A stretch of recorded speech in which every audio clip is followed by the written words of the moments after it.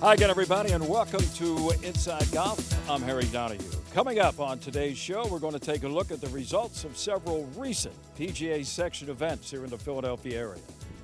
First up, we'll catch up on the Hyman Classic at Huntington Valley. Then it's the PGA Assistant Championship that was held at Cedarbrook. The inaugural Women's Section Championship was played at Kennett Square. And we'll wrap things up with the Junior League Section Championship at Bluebell. And, of course, our tee-off panel will be joining us here at Lulu. The topic will be mental health issues on the PGA Tour. It's all coming up next on Inside Golf. The 24th season of Inside Golf is presented by Destination Montco Golf. 50 courses, over 300,000 yards. Check them out at montcogolf.com. By the First Tee, Greater Philadelphia. Building game changers. The First Tee not only helps young men and women become better golfers, but, most important, better people. Get involved. Visit firstteephiladelphia.org.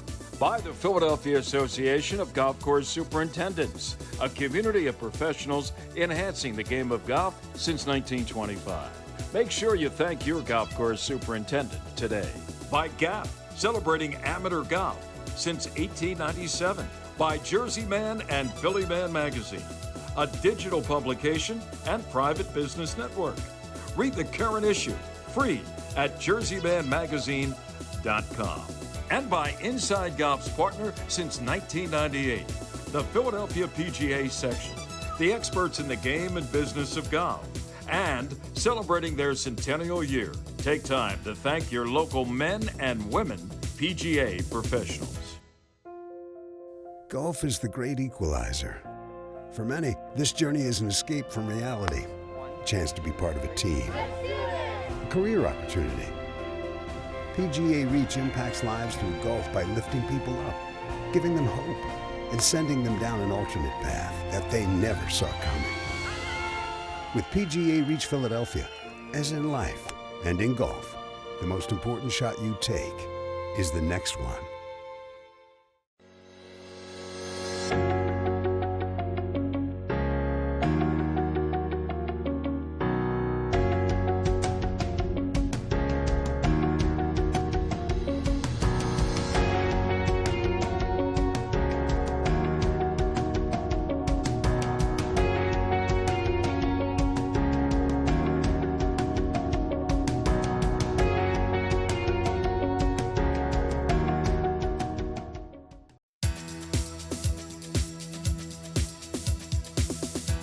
Welcome back to Inside Golf. Well, first it was delayed by some heavy rain and bad weather. Then it was rescheduled. And then this summer's William Hyman III Classic at Huntington Valley finally was completed. And I spoke to William Hyman V, the grandson of Bill Hyman, and we discussed what this classic means to the Hyman family. Well, it wouldn't be a trip to Huntington Valley without seeing this gentleman right here, Bill Hyman V, who also, as his shirt shows, is involved with the First Tee program of Greater Philadelphia. Always a pleasure to see you, Bill. Thank you, Harry. Great to be here. Yeah, this is a special place for obviously a lot of golf pros in the area because this tournament goes back into the 80s. Your late grandfather, Bill Hyman III, with whom the tournament is named after, you have a special memory of the year he won it as an amateur. I do. Take us down memory lane a little bit. So I think the tournament started back in 1982, and I was back in 1984. I remember being here and somebody saying that your grandfather was playing pretty well. I think he was 5 under, so I go out onto the course to watch him finish. He didn't finish at 5 under, but he finished at 1 under, and he was 68 years old. So he ended up being the low amateur. Didn't win the prize for being an amateur, but he ended up, having a great day and ended up in the news magazine Golf Week. They called him a rude host. Well, that's okay. He's had some great rounds here at Huntington Valley. Lived right across the street. We can almost see the house from here. And, we had the pleasure of talking to you about your many trips over the street there to go have a putt or two with your granddad after dinner. That was pretty special. It was. And every day he played golf out there. He started out putting before work.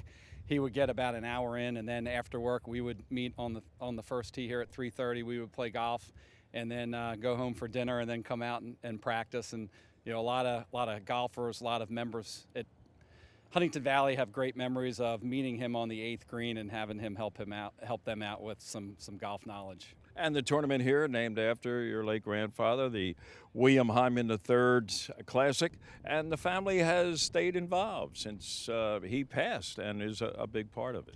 And we want to continue to play a role in keeping this tournament vibrant. There's any professional that you talk to in this area has played in this golf tournament, and the family wanted to get involved to help sponsor it so that we could keep the purse up and interesting for the local pros, and just continue to support the PGA section and to promote golf. It's great to see the Hyman name associated with this event, with the First Tee program at Greater Philadelphia. Golf's in pretty good hands. Well, we're just happy to be able to give back and hope that many young kids can learn this great game and enjoy it for their lifetime.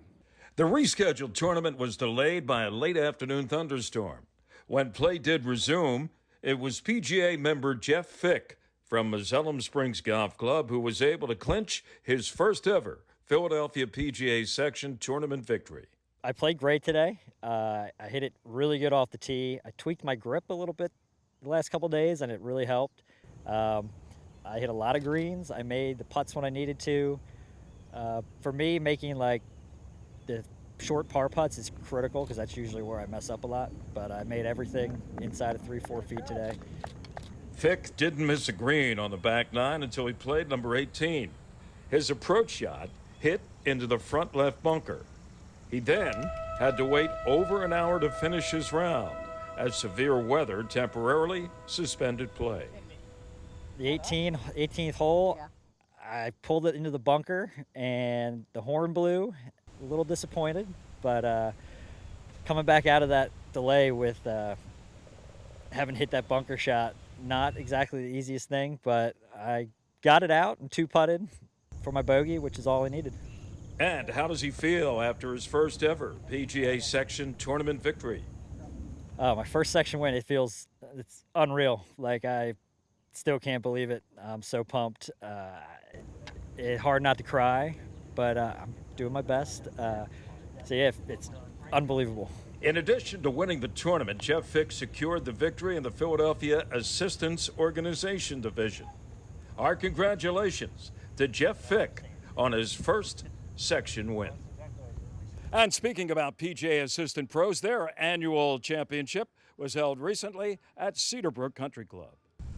The winner of the 2021 National Car Rental Philadelphia Assistant Professional Championship was Brett Walker from Sunnybrook Golf Club. Brett turned in a winning score of 137. That's 5 under par. I was knocking on the door a ton last year, and it was funny. Mike Little told me, he's like, "You're gonna get a win," and I finally got one at the stroke play in February, and that kind of really opened the door to know that I could do it. And yeah, every time I tee it up, I really feel like I can compete, and I really feel like I can get out there and put together some rounds and really give myself a good chance. And if everything goes right, take a victory. At the start of the final round, Brett was tied for the lead. Then he had to come from behind to earn the victory. I just kept trying to make birdies and hit good quality shots and give myself looks. And yeah, I made a couple putts coming down the stretch and really turned. I made birdie on 9 and then 10 and 12, and that really kind of jump-started that back 9. But yeah, had a couple really good pars in the middle of the round that really helped, and just kept trying to hit quality shots and give myself looks to try to make as many birdies as I could. Brett played in both the 2021 PGA Professional Championship, which was held at the PGA Golf Club's Wanamaker course in Port St. Lucie, Florida.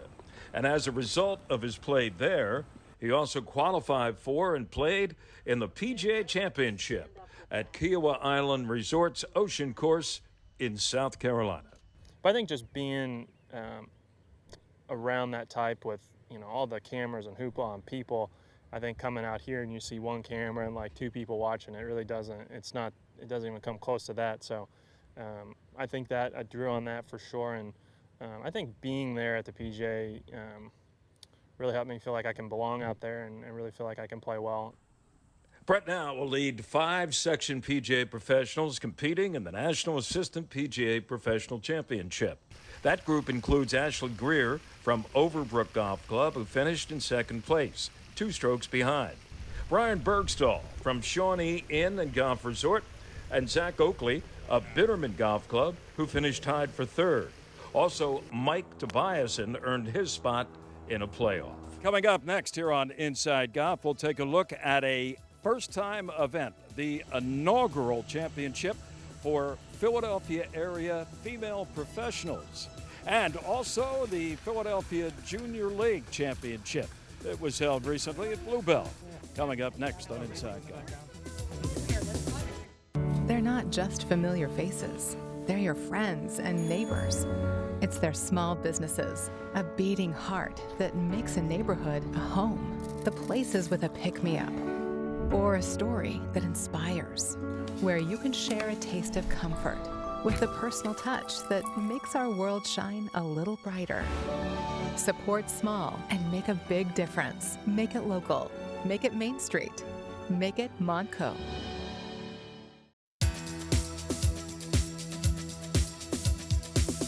Welcome back to Inside Golf. Well, recently they held for the first time ever the Philadelphia PGA Section's Women's Championship. Despite the heat and the humidity, they got it done. Let's take a look.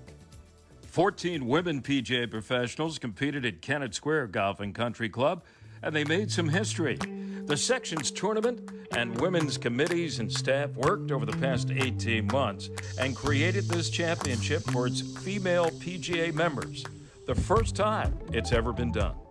So this is our inaugural event, the Ladies Section Championship, and we're really excited about this because this is one of our goals for this year, and we're really excited about that and seeing what we do in 2022 and how we can grow it, and certainly attract more female professionals to our section as well.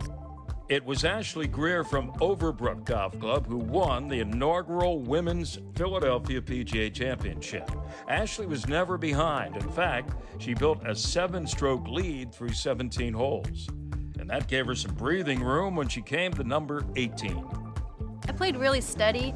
I couldn't make a whole lot. The greens are really, really tricky. You have like 6 inches to a foot of break on every single putt. But I played solid all day, just made a bad decision on the last hole and then got one of the worst lies I've ever had. So sorry to finish that way, but at least didn't ruin the event overall. Ashley was the National 2020 Women's PGA Professional Player of the Year and was pleased to be part of this newly formed competitive tournament. It's always great to be the inaugural winner. I've been playing here in the section for 5 years or more, and was hoping to build, a women's program, get more ladies out here. So it's great to be able to have my name on the trophy for the first time.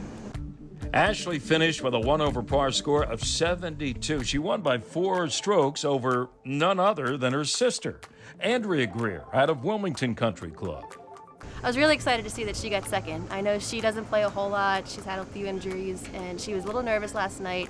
And so obviously I wanted to win, I wanted to beat her, but if I couldn't win, I would hoping that she was up there in the leaderboard. So it was exciting to see her name in second place.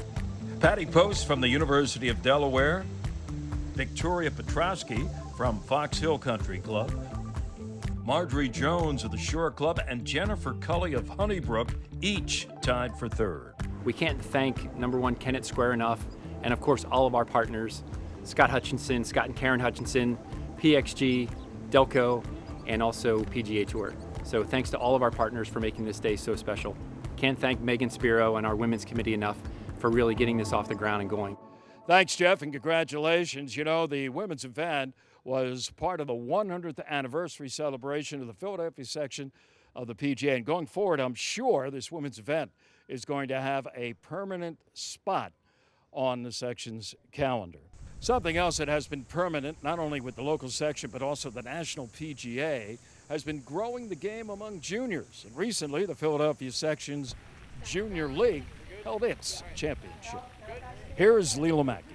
We're here at our PGA Junior League Section Championship at Bluebell Country Club. And while this event was wrapping up our 2021 season with the postseason, the whole program is about growing junior golf. It's a developmental program designed to teach kids the game in a fun social atmosphere. You play in a team format, and with the growth of this program in our section, we had 0 teams in 2013 when I started, and it's grown to over 120 teams in our section.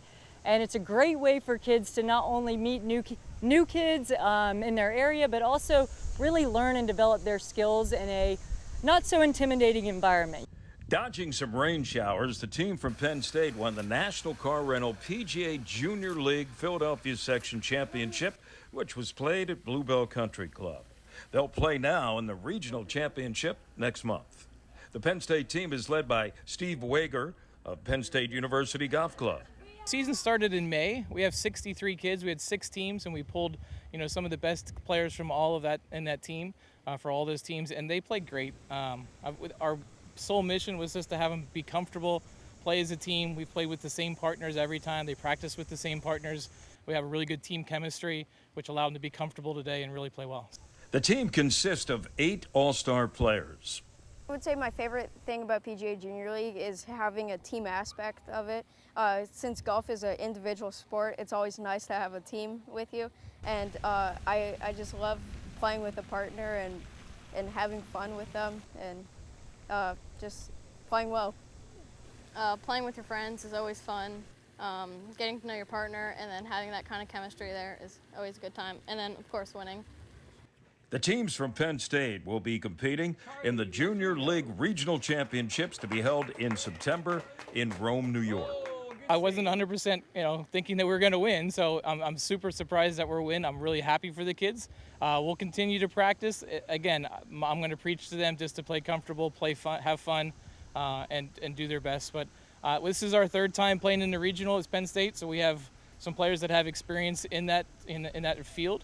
And playing against some of the really good players, the competition only gets tougher from here. But we're going to do our best. We're going to have fun and then just see who shows up and see what happens. So congratulations to the Penn State team, and we'll be following their progress down the road. Speaking of which, coming up next here on Inside Golf, our teed-off panel is ready to go from the back deck at Lulu. That's next. And we all suffer from having doubts and demons. You just don't need somebody continuing to pound on that weakness.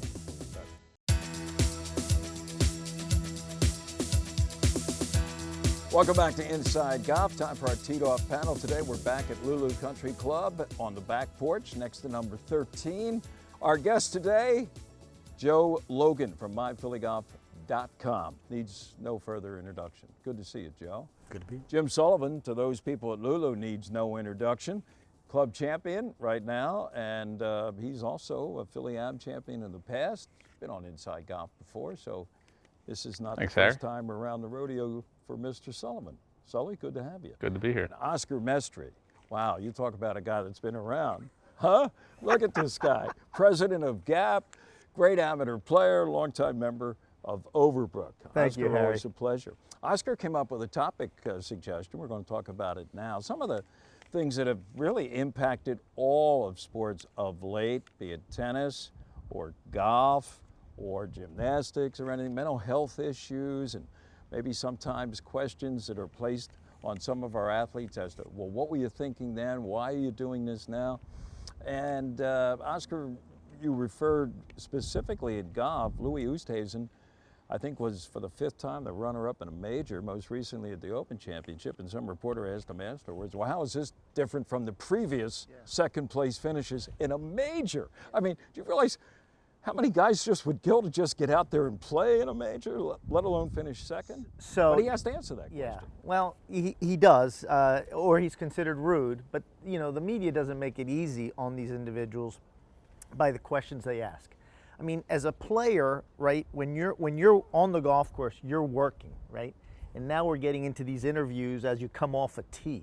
This is their place of work, and because of whatever marketing, they make themselves so much more accessible than they used to, and I can't do it. I don't know how you've got to block that out and play. So no one wants to be reminded of their failures. We all know we have them, but we don't want to be reminded of their failures. And I think, that's part of what happens with the media, and I think that was happening with a tennis player who stopped doing the post interviews because they just kept, dwelling, asking the same questions, Right. So that's part of, I think, the problem. I think the other issue in my mind is we have to decouple the being strong-minded You know, having a strong mind with confidence, and we all suffer from, having doubts and demons. You just don't need somebody continuing to pound on that weakness. Gotcha. And again, the people that asking the questions probably, never were more than on a B team at the Well, wait a minute now.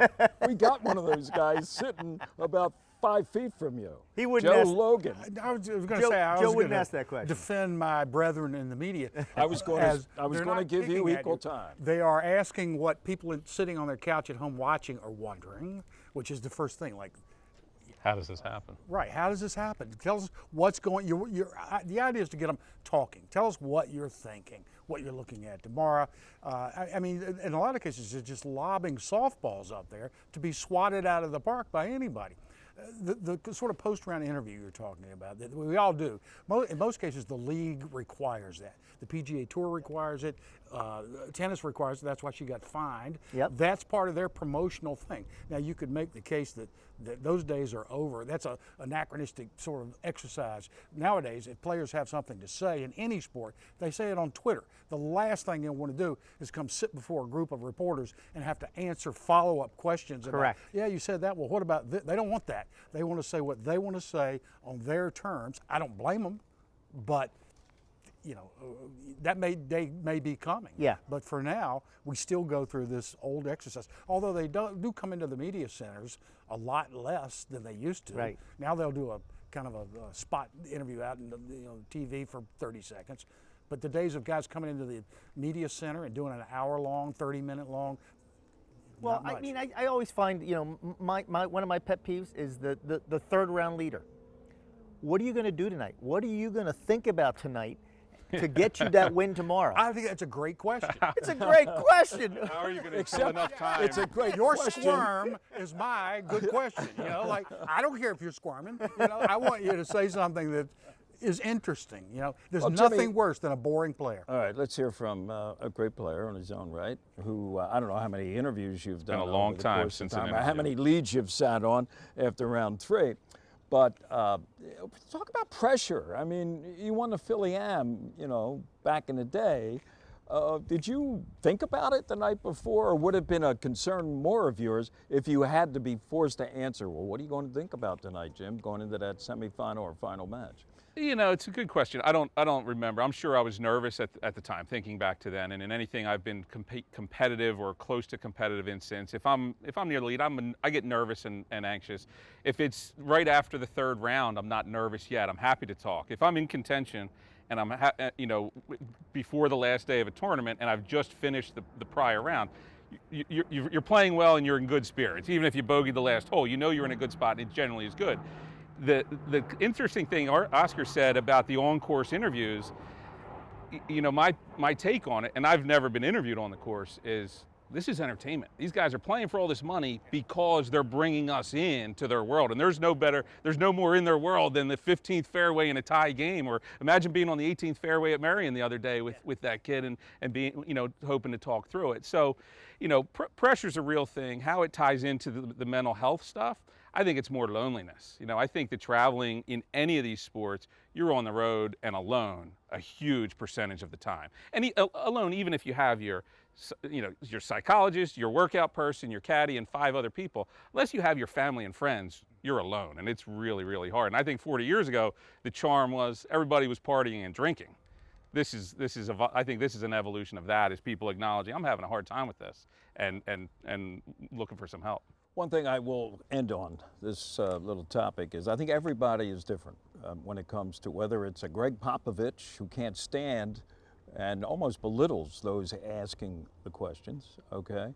Or other guys, they don't care. They'll sit up there for 3 hours. Phil Mickelson will talk about anything you want to ask him about, and it's probably not going to influence how he's going to sleep that night with the lead in a major. Am I right about that, Joe? It's a great interview. I tell you what, if you give me Tiger Woods in the media center or Phil, I'd go Phil No any contest. day. No contest. There it is. All right, different strokes for different folks.